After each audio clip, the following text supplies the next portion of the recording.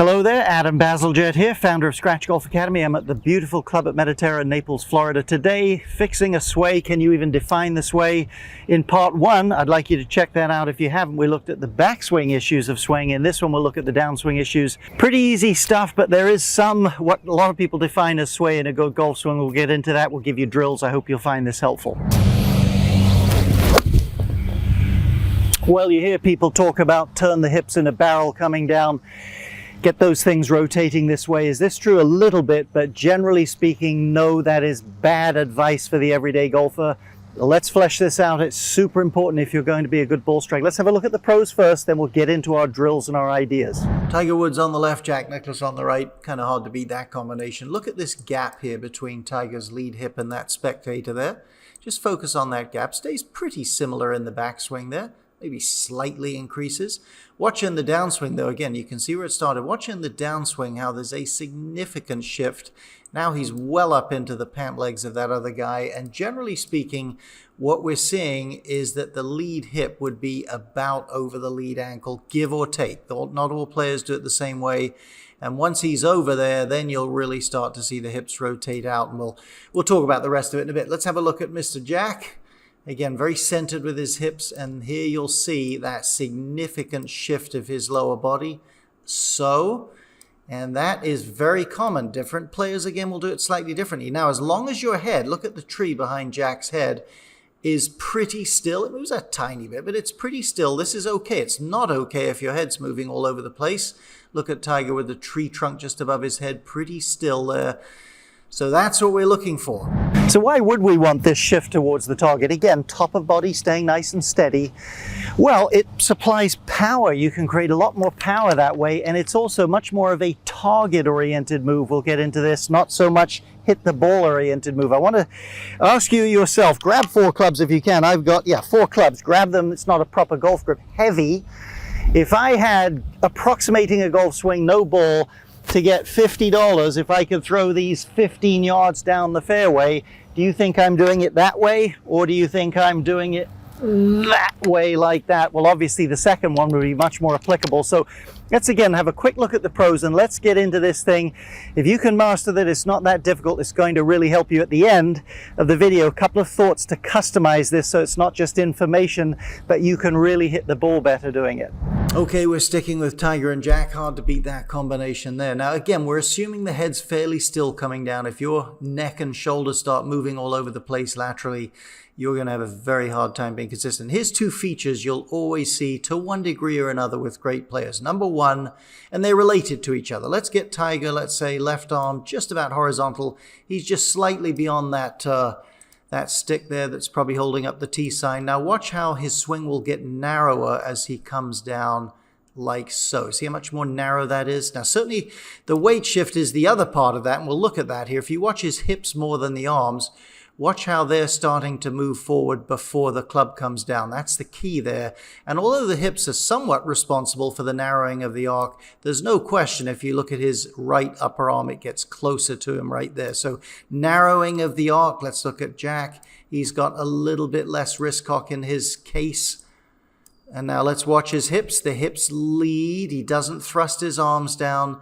And the arc narrows. Those are always 2 features you'll see to one degree or another of a great player. It is possible, by the way, if you're assuming your head's pretty still, if you overshift your hips to hit some blocks or hooks, depending on how the club face is, but that's rarely the case with the average player.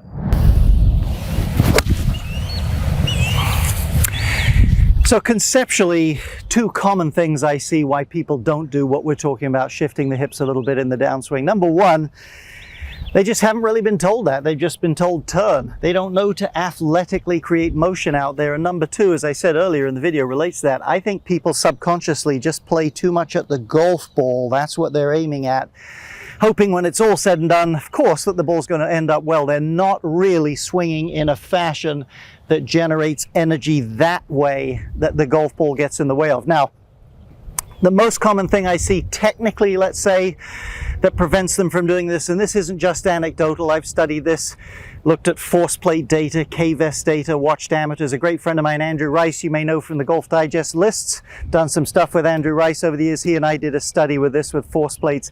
Golfers thrust their arms down too much. They get up there and the arms fire down like that. You've seen that that's not what the pros are doing, and all the force of that going that way makes it extremely difficult to move your weight towards the target. If you doubt that, let your arms hang. Go ahead and try that in front of the video, and with just a partial backswing, see how easy it is to shift some weight towards the target. Couldn't be any simpler, so something's interfering with it. So there's mental barriers, there's excessive thrust of the arms and club towards the golf ball. And finally, one more point. When you get there, once you've gotten that lead hip more or less up over that lead ankle and you've gotten some movement forward, again, assuming your head's pretty stable, at that point, and it's at about this point in the swing, your hips should really be turning. They'll have already turned somewhat and extending. Extending is that. You'll see quite a thrust of the glutes and the belt buckle lift a little bit. Again, if you picture that image I gave you with the several clubs, that provides energy and propels the arms towards the target, and as those glutes push up, it helps you stabilize and thrust energy out to the golf club like that. One more quick look at the pros. We'll detail that just a bit, and then I'll conclude. Advice, I think, generally will really help you take some of this information and without 5 years in front of a mirror, start to distill it into better ball striking for you. So we've bumped Tiger, we've kept Jack, and we've put Ben Hogan in there, so it's legends only in this video for sure. Be excluded, of course. Let's have a look. You can see Jack's arms are really passive as he starts down. That's why they load. There's no thrusting there. Okay, here comes the shift of hips, and there is some turn there too. Now watch his belt buckle as he goes through. Watch it through impact begin to extend upwards and push this way as his glutes move underneath him. Even more dramatically, Ben Hogan, really. Let's bracket his hips for just a second, give or take. There's that weight shift, and as he comes through, you watch here how powerfully he pushes up and through with those hips. And that, as I say, that thrusts energy out to the target. The arms snap away from his body. It's just great stuff there. All right, let's try a shot here. So question is, if different pros do it differently, Justin Thomas doesn't shift his hips nearly as much to the target as Fred Couples. Dustin Johnson is far more open with his hips as he hits it than, say, Tom Watson. Then what's the deal? What's the right answer? And the answer is this: the ball doesn't respond to your hips, it responds to the golf club. So you're only using your hips, or your shift if you like, in order to help you deliver the club well. That's the key. Human beings are pretty genius with tools and objects. We tend to abandon that when we get a golf club in our hand. Just think of swing thoughts and hope everything works out right. Remember the 4 clubs I tossed? If you really, for $1,000, you've got to throw these fairly straight and fairly far, your mind would pretty much figure out to do with your body. So do what works for you, as long as it's creating power, as long as it's creating a target-oriented swinging motion, it's moving the bottom of the swing ahead of the golf ball. For me, if I had my hips as open as Dustin Johnson, I'd hit the ball over there. I'm not that flexible. So work it through, get the principles, get in front of a mirror or just get on the range and make some practice swings and see what you can match up in your own head that you feel like accomplishes the things you need. Power, target-oriented swing. I think if you do this, and as long as you're keeping your head pretty steady in the downswing, you will thrive. I hope this helps you.